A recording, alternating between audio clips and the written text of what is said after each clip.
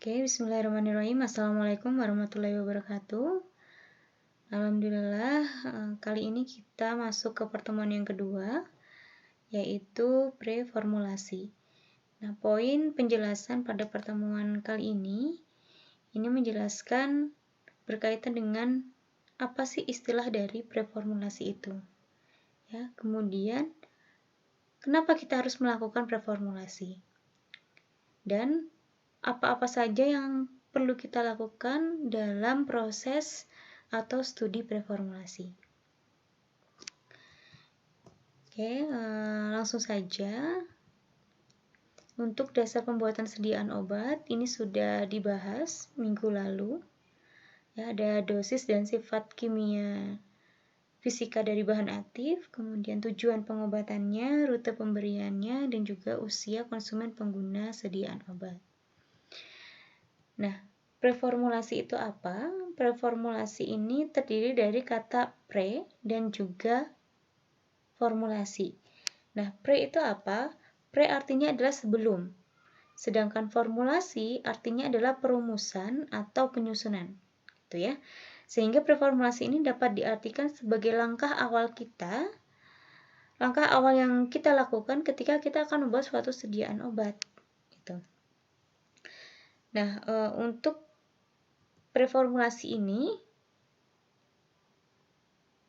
meliputi pengkajian tentang karakteristik atau sifat-sifat dari bahan obat atau bahan tambahan yang akan kita gunakan dalam memformulasi sediaan yang akan kita buat. Nah, tujuannya untuk apa? Nah, tujuannya adalah kita ingin membuat formula yang tepat gitu. Sehingga menghasilkan suatu produk akhir berupa sediaan farmasi yang stabil, kemudian berkhasiat, aman gitu ya, dan juga aman kita gunakan. Nah, untuk tahapan dalam proses pengembangan sediaan itu ada 4 tahap. Tahap pertama adalah tahap preformulasi, tahap kedua adalah tahap formulasi skala laboratorium, kemudian tahap ketiga adalah tahap skala pilot, kemudian tahap terakhir adalah tahap produksi. Nah, untuk tahap preformulasi ini berhubungan dengan studi literatur yang berkaitan dengan zat aktif dan juga zat tambahan. Ya, apakah kita melihat karakteristik dari sifat fisikokimia dari zat aktif dan juga zat tambahan, atau juga berhubungan dengan kompatibilitas dan juga inkompatibilitas dari zat aktif dan juga zat tambahan. Nah, kemudian pada tahap preformulasi ini kita bisa menentukan atau membuat suatu formula dalam sediaan yang akan kita kembangkan nanti. Tahap yang kedua adalah tahap formulasi skala lab. Nah, pada tahap skala lab ini kita membuat berbagai formula yang kemudian nantinya kita akan lihat stabilitasnya gitu ya. Jadi formula yang kita buat tadi kita uji stabilitasnya, baik stabilitasnya secara fisika maupun secara kimia gitu. Nah, kita lihat formula yang paling stabil itu yang mana. Nah, setelah didapatkan formula yang paling stabil, maka formula tersebut menjadi formula yang terpilih untuk masuk ke dalam tahap skala pilot. Nah, pada skala pilot ini, selain formula yang dibuat itu lebih besar jumlahnya, kita di sini juga melakukan membuat suatu metode analisis yang paling bagus digunakan untuk menganalisis zat aktif dari sediaan obat yang kita buat tadi. Nah, selain itu, kita juga bisa membuat desain kemasan di sini.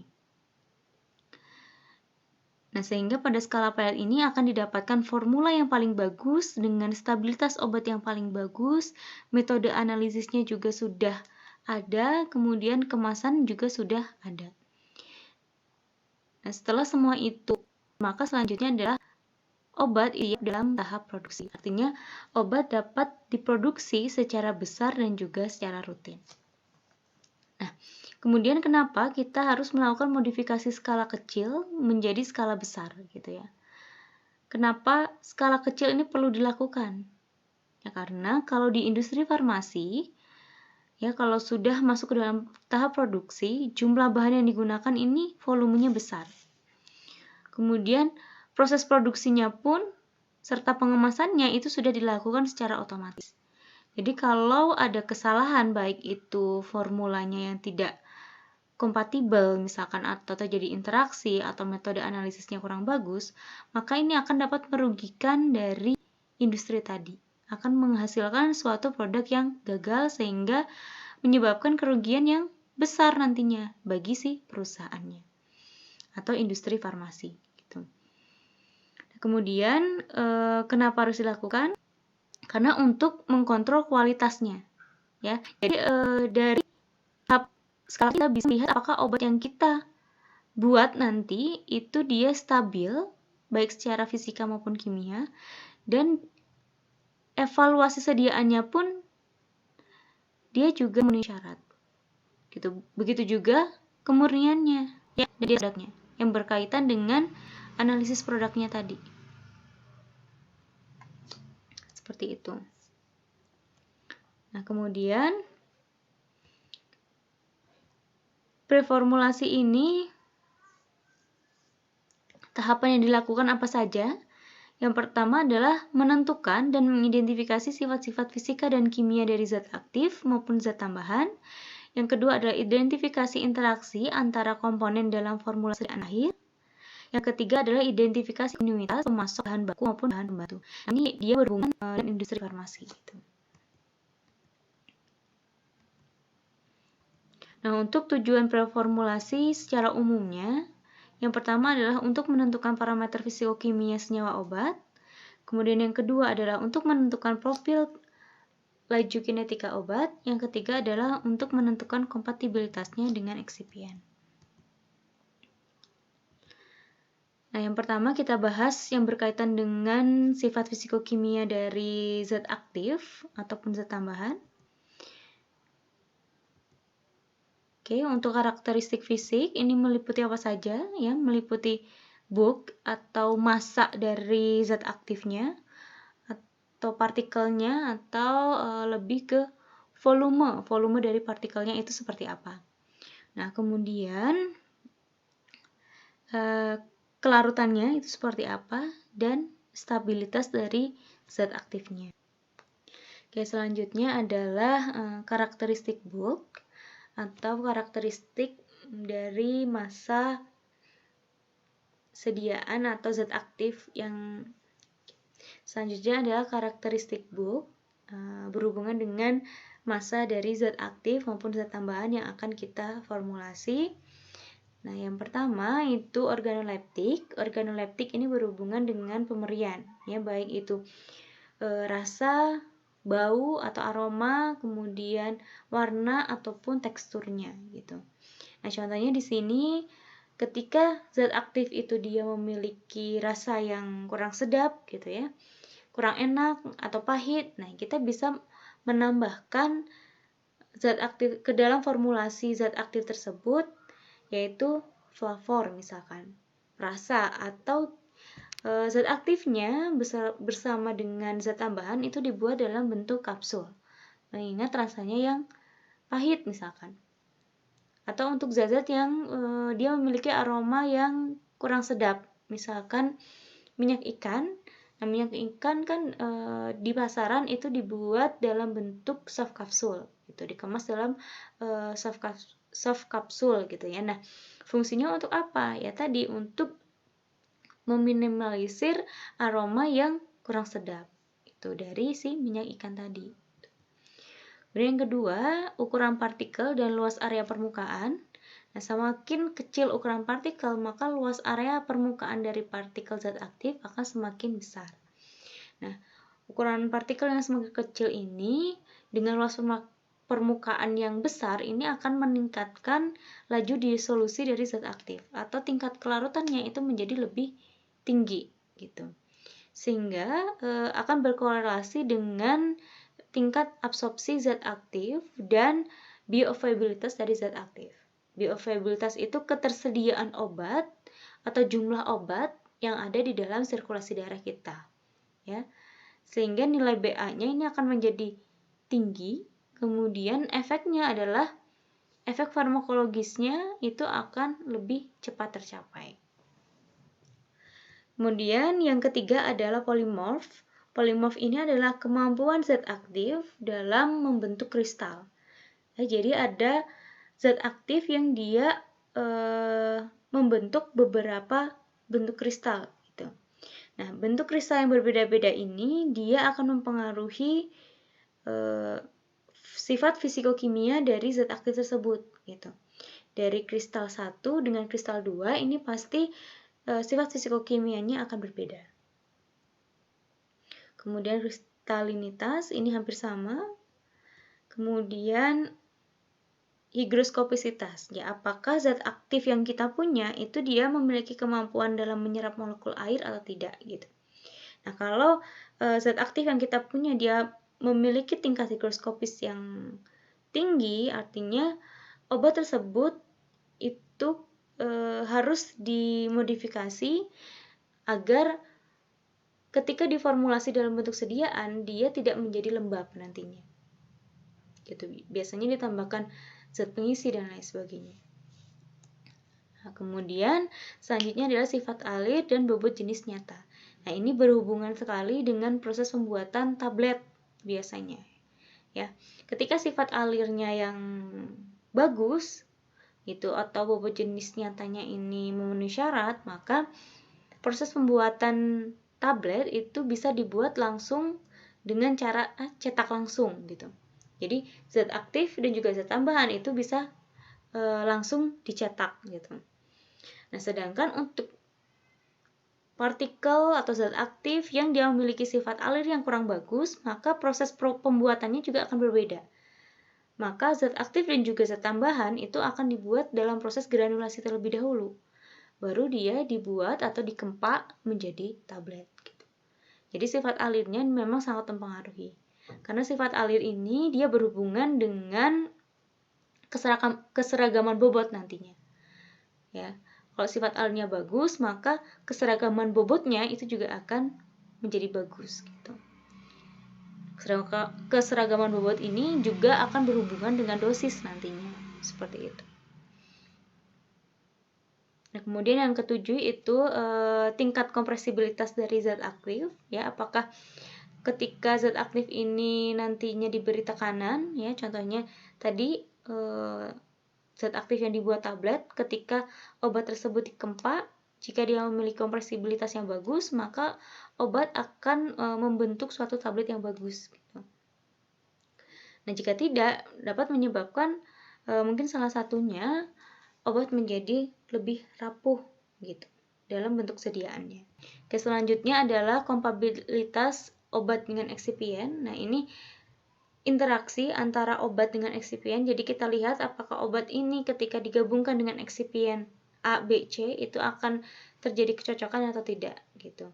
Jika obat ini incompatible dengan eksipien, maka dapat berdampak seperti perubahan warna misalkan, kemudian kehilangan sifat mekaniknya, misalkan untuk tabletnya kekerasannya menjadi kurang bagus gitu, atau perubahan dalam kinerja disolusinya atau kelarutannya menjadi berubah, atau penurunan potensi baik itu kadarnya atau nilai bioavailabilitasnya gitu.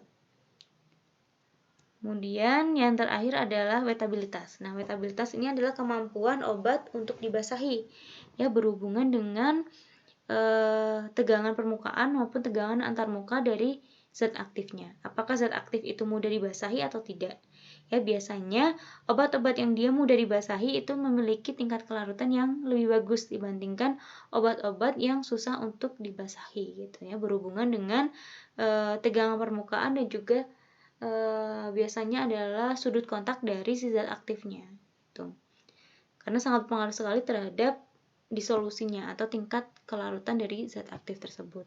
Oke, untuk morfologi bentuk kristal ini macam-macam bentuknya. Ada yang bentuk plat, kemudian spatula jarum, kemudian tabular, dan juga prismatik gitu ya. Banyak sekali dimana setiap bentuk kristal ini dia memiliki sifat fisikokimia yang berbeda-beda pula. Oke, Oke, selanjutnya adalah kelarutan. Kita melihat nanti berapa besar zat aktif ini memiliki kelarutannya di dalam air. Kemudian bagaimana koefisien partisi dari zat aktif. Ya, kemudian bagaimana pengaruh suhu itu dapat mempengaruhi tingkat kelarutan dari zat aktif. Dan yang terakhir adalah disolusi atau tingkat kelarutan dari zat aktif. Nah, yang pertama berhubungan dengan seberapa besar obat tersebut terlarut di dalam air. Dan di sini kita lihat istilah kelarutan obat, ya, dari mulai dia sangat mudah larut, dia membutuhkan kurang dari 1 bagian air, atau sampai obat yang praktis tidak larut, dia membutuhkan lebih dari 10.000 bagian air untuk melarutkan 1 bagian dari zat aktif. Ya, begitu juga dengan istilah yang lainnya. Nah, kemudian di sini dikatakan bahwa kelarutan dari zat aktif itu ditentukan pada beberapa kondisi. Ya, yang pertama adalah kondisi dari larutan tersebut, kondisi jenuhnya dan juga suhu. Pada saat larutan ini dalam keadaan yang jenuh atau kondisi jenuh, maka zat aktif diberikan dalam jumlah berapapun, maka larutan yang sudah jenuh tadi, dia tidak akan melarutkan kembali dari zat aktif yang ditambahkan tadi. Sampai pada kondisi tertentu, zat aktif yang terlarut di dalam larutan jenuh tadi, dia terabsorpsi terlebih dahulu, baru zat aktif yang ditambahkan tadi dia akan terlarut. Gitu. Kemudian pengaruh suhu biasanya ketika suhu dinaikkan, maka tingkat kelarutan dari zat aktif itu juga akan semakin meningkat. Oke. Selanjutnya ternyata untuk dosis ataupun kekuatan obat ini juga sangat mempengaruhi sekali terhadap kelarutan dari suatu zat aktif. Nah, sehingga ketika zat aktif tersebut memiliki kelarutan yang bagus atau kurang bagus, itu akan mempengaruhi sistem atau sediaan yang akan kita buat tadi.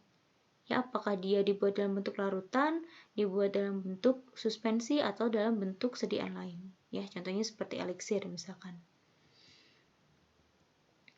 Oke, di sini kita lihat hubungan antara kelarutan dan juga dosis. Ya. Contohnya ketika kita punya zat aktif A, ya, zat aktif A ini dia memiliki istilah kelarutannya adalah sukar larut. Artinya 1 gram zat A dia dapat larut dalam 1000 mili air, ya, 1:1000. 1 gram zat A dia terlarut dalam 1000 mili air.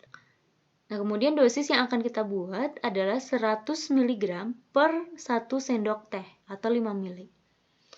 Nah, kemudian kita bisa hitung di sini untuk dosis yang 1000 mg per 5 mili, kita cari per milinya dulu, yaitu dengan membagi 100 dibagi dengan 5, yaitu 20 mg. Sehingga kita dapat per milinya adalah 20 mg. Nah, kemudian kita lihat untuk tingkat atau istilah kelarutannya, dia 1 gram larut dalam 1000 mili. Kita buat per mili ini dalam 1000 mili. Ya, kita kalikan 1000, di mana untuk 1000 mili kita membutuhkan zat aktif yaitu 20.000 mg. Atau kalau kita buat dalam bentuk gram yaitu 20 gram dalam 1000 mili. Sehingga di sini kita bisa lihat dosis yang dibuat itu ternyata memiliki nilai yang lebih tinggi dibandingkan tingkat kelarutannya. Nah, ketika dosis obat lebih tinggi daripada kelarutan, maka obat ini tidak akan dibuat dalam bentuk sediaan yang terlarut atau sediaan larutan. Karena obat ini ketika dibuat dalam bentuk sediaan tidak akan bisa melarutkan secara keseluruhan dari dosis obat, ya. Nah, kita lihat di sini adalah untuk larutannya ada 1 gram dalam 1000 mili, 1:1000. Sedangkan ini 20 banding 1000. Artinya dia hanya melarutkan 1 gram saja, sedangkan yang 19 gram itu tidak akan terlarut dalam 1000 mili. Gitu. Jadi, untuk zat aktif A yang dia memiliki sifat yang suka larut, ini tidak dapat dibuat dalam sediaan larutan. Sehingga kita bisa membuat zat A ini dalam bentuk sediaan lain selain larutan, contohnya seperti suspensi ataupun eliksir.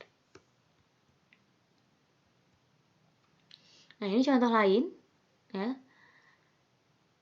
Jika kita punya zat aktif B yang dia memiliki nilai istilahnya adalah sukar larut, sama seperti tadi, cuma di sini dosisnya ternyata berbeda.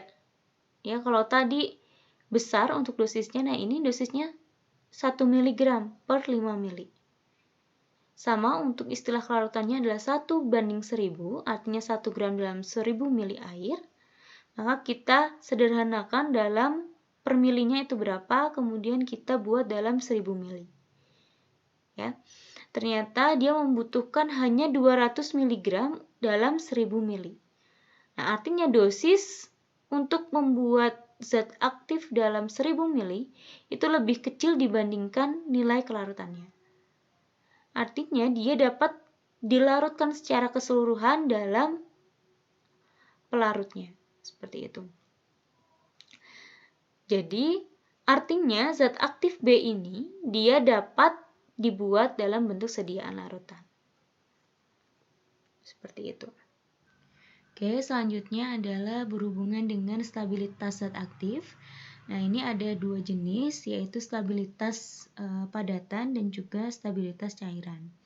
Nah, kalau stabilitas padatan ini biasanya berhubungan dengan bentuk morfologi dari si zat aktifnya tadi. Bentuk morfologi zat aktif yang paling stabil itu adalah bentuk kristal. Ya, bentuk kristal itu dia merupakan suatu bentuk morfologi zat aktif yang dia paling stabil gitu.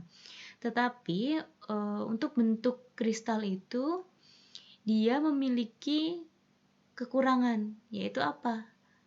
Tingkat kelarutannya itu rendah. Nah, sehingga seorang farmasis itu biasanya memodifikasi, membuat zat aktif yang tadi bentuk morfologinya kristal dirubah menjadi bentuk amorf. Ya, bentuk amorf itu dia memiliki tingkat kelarutan yang baik. Nah, ini yang sebenarnya kita harapkan, gitu. Tetapi selama penyimpanan, bentuk amorf itu akan kembali ke bentuk stabilnya, yaitu bentuk kristalnya. Nah, jika obat tadi berubah bentuk menjadi bentuk kristalnya atau bentuk stabilnya, maka laju disolusinya atau tingkat kelarutannya pun akan berubah. Maka tingkat stabilitas dari zat aktif dalam sediaan itu akan menjadi menurun. Nah, selanjutnya adalah stabilitas cairan. Nah, untuk sediaan yang dia dalam bentuk stabilitas obatnya dalam bentuk larutan itu biasanya tingkat stabilitasnya atau tingkat degradasinya itu jauh lebih cepat dibandingkan dengan bentuk sediaan yang kering. Sehingga ini menjadi penting dan harus dipastikan bahwa obat tersebut tidak menurun gitu ya stabilitasnya pada saat dia berada dalam sediaan cair gitu. Sehingga pH itu juga harus diperhatikan untuk membuat suatu sediaan dalam bentuk cairannya gitu. Nah, kemudian berikut adalah faktor-faktor yang bisa mempengaruhi stabilitas sediaan baik dia dalam bentuk solidnya atau dalam bentuk larutannya. Nah, yang pertama untuk sediaan stabilitas solid itu bisa dipengaruhi oleh yang pertama adalah panas ya atau suhu. Semakin tinggi suhu maka tingkat degradasi dari obat di dalam sediaan itu akan semakin meningkat ya. Efeknya adalah kadarnya dia akan semakin menurun seperti itu. Nah, kemudian yang kedua adalah kelembaban atau kadar air dari sediaan tersebut. Ya, semakin tinggi kadar air maka tingkat degradasi atau tingkat stabilitas dari obat itu akan menurun. Kemudian yang ketiga di sini ada tekanan yang sifatnya fisika gitu. Contohnya adalah ketika pengecilan ukuran partikel, nah itu juga akan mempengaruhi juga keadaan atau stabilitas dari zat aktif dalam bentuk padatannya jika memang pada proses millingnya itu tidak memenuhi persyaratan gitu. Kemudian jika dalam bentuk sediaan larutannya, yang paling berpengaruh adalah ini, 3 kondisi ini ya. Yang pertama itu pH-nya, maka kita harus menggunakan pH yang stabilnya. Kita lihat saja di literatur, pH stabilitas dari zat aktif itu berapa. Nah, kemudian kita membuat sediaan yang kita punya, yang akan kita buat itu dalam pH stabilitasnya atau pH yang paling stabilnya. Bisa menggunakan buffer misalkan untuk mempertahankan kondisi atau keadaan dari zat aktif tersebut. Nah, ya disesuaikan saja kalau untuk pH ini sesuai dengan zat aktifnya. Karena untuk stabilitas setiap zat aktif itu memiliki nilai pH yang berbeda-beda. Nah, kemudian yang kedua adalah cahaya. Ya, cahaya ini sinar UV ya ataupun visible ini akan mempengaruhi degradasi dari zat aktif. Apabila zat aktif itu terpapar oleh cahaya, maka obat atau zat aktif itu akan mengalami proses fotolisis. Ya, ketika mengalami proses fotolisis, apa yang terjadi? Ya tadi penurunan stabilitas dari zat aktif. Gitu. Kemudian sinar UV juga akan mempengaruhi ini zat aktif karena zat aktif bisa akan mengalami proses oksidasi. Nah, untuk selanjutnya adalah karakteristik kimia. Nah, karakteristik kimia ini berhubungan dengan reaksi-reaksi yang kemungkinan dapat terjadi pada zat aktif selama ada di dalam sediaan tersebut. Gitu ya. Nah, yang pertama adalah oksidasi. Oksidasi ini merupakan reaksi penguraian obat akibat hilangnya suatu atom elektronegatif atau radikal atau elektron gitu ya. Nah, di mana contoh-contoh obat yang dia mudah teroksidasi itu contohnya seperti asam askorbat, kemudian hidrokarbon, morfin, penisilin dan lain sebagainya. Ya. Nah, cara untuk menghindari reaksi oksidasi ini gimana pada sediaan? Yaitu dengan penambahan zat antioksidan gitu. Yang sifatnya adalah mereduksi gitu. Sehingga reaksi oksidasi ini dapat dihindari. Contohnya seperti vitamin C, vitamin E, dan juga natrium metabisulfit. Kemudian selanjutnya adalah reaksi hidrolisis.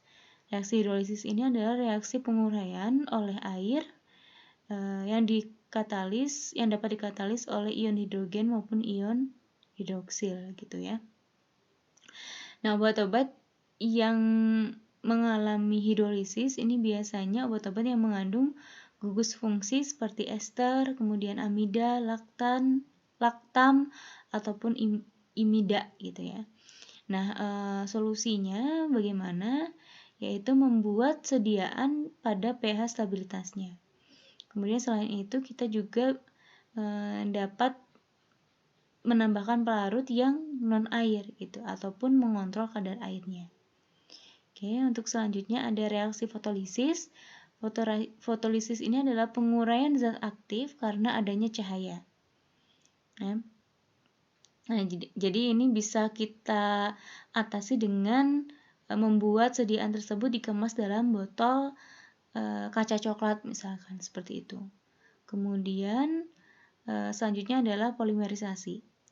Polimerisasi ini terjadi bila obat itu membentuk suatu polimer tertentu gitu ya, yang rumit maupun kompleks strukturnya, yang kemudian dapat menyebabkan aktivitas farmakologi dari zat aktifnya itu menjadi hilang atau dapat menghasilkan suatu efek yang lain gitu. Nah, contohnya di sini seperti aminopenisilin ya, aminopenisilin ini akan selama penyimpanannya dia akan mengalami proses polimerisasi gitu. Nah, sehingga apa yang terjadi? Yaitu yang terjadi adalah putusnya cincin beta-laktam dari aminopenisilin. Sehingga aktivitasnya akan menjadi berkurang. Nah, kemudian yang selanjutnya adalah isomerisasi. Isomerisasi ini adalah reaksi perubahan suatu zat kimia menjadi isomer optisnya atau isomer geometrisnya gitu. Nah, ini sama akan mempengaruhi aktivitas biologisnya. Nah, jadi setiap isomer tadi itu bisa berbeda. Nah, sehingga perubahan ini dianggap sebagai suatu reaksi penguraian. Nah, faktor-faktor yang mempengaruhi reaksi isomerisasi itu biasanya berkaitan dengan formulasi, yaitu pH atau cahaya atau temperatur juga bisa. Nah, kemudian cara menghindarinya ya pasti menggunakan kita harus menggunakan pH yang stabilnya gitu. Kemudian kalau bisa kita menggunakan buffer ya, kemudian penyimpanan juga harus diatur. Kemudian terakhir adalah dekomposisi enzim. Nah, ini penguraian zat aktif dapat terjadi akibat adanya enzim. Oke, selanjutnya berikut adalah rangkuman untuk apa-apa saja yang dapat mempengaruhi pengembangan dalam membuat suatu sediaan farmasi. Ya, yang pertama adalah sifat fisikanya. Kita bisa lihat di sini apa saja pada kolom yang pertama. Kemudian pada proses pembuatannya, ya baik itu temperaturnya, tekanannya, mekanik, radiasi, penguapan ataupun proses pencairan. Nah, ini juga akan mempengaruhi pada proses pengembangan sediaan farmasi. Nah, selain itu, proses manufaktur juga akan mempengaruhi seperti yang kalian lihat di sini, dari mulai proses kristalisasi, dari mulai zat aktif tersebut mengalami proses kristalisasi sampai penyimpanan dan juga transport, ini juga akan mempengaruhi pengembangan sediaan farmasi. Itu saja mungkin yang bisa saya sampaikan untuk pertemuan yang kedua kali ini berkaitan dengan preformulasi. Terima kasih atas perhatiannya. Wabillahi taufiq wal hidayah. Wassalamualaikum warahmatullahi wabarakatuh.